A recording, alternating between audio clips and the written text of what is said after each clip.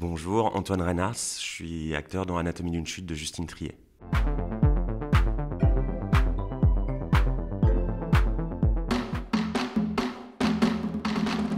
L'avocat général, il fait ce qu'il veut, il a son intime conviction et s'il est convaincu que la personne n'est pas coupable, il n'est pas obligé d'aller, enfin sauf si je me trompe, mais il n'est pas obligé de charger. Il représente la société a priori. Pour moi, c'est juste qu'il est intimement convaincu de la culpabilité de Sandra Hüller et en plus les éléments le prouvent. Non, je dirais rien. Mais en tout cas, il y a suffisamment d'éléments pour qu'il ait cette conviction-là et il est de bonne foi.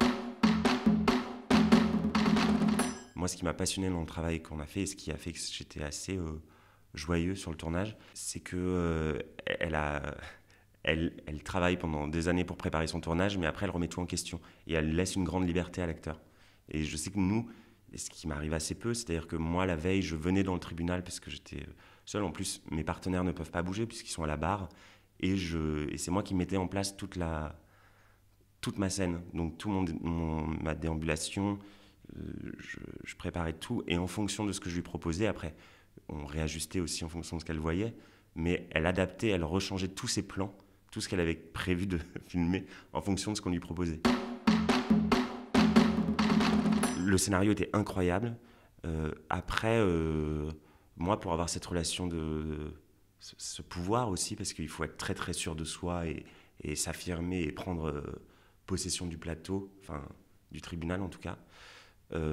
J'avais besoin de me réapproprier les choses, donc il y a des endroits où il y avait déjà de l'humour, ou alors je l'ai rajouté en partie, mais sur un scénario dingo. Hein. Enfin, je veux dire, il y a pas de, je suis pas dans une réécriture, c'est juste une appropriation.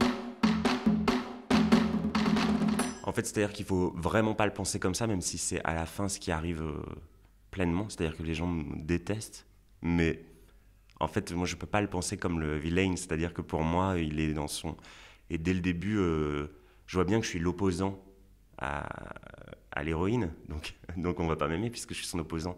Mais si je le pense de manière le méchant, du coup ça devient une convention et ça devient non, en fait moi je défends quelque chose qui est tout à fait louable, c'est-à-dire que je défends le mort et en pleine bonne foi.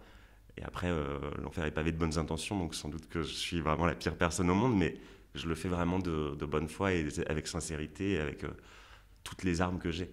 Et c'est vrai que Sandra Hüller, ce qui est sublime, c'est qu'on s'identifie beaucoup à elle et en même temps elle a une grande grande froideur. Donc il y a beaucoup de moments où on est beaucoup à distance d'elle et en même temps quand elle s'ouvre, c'est à la fois de l'empathie mais aussi une vision presque extérieure. On se dit purée mais ce qu'elle traverse c'est horrible. Mais du coup pour moi c'est aussi assez facile de jouer avec ça parce que j'ai pas la continuité du film, je l'ai que elle devant moi au moment du procès et j'ai envie de de la défoncer. Enfin je veux dire elle est d'une froideur infâme.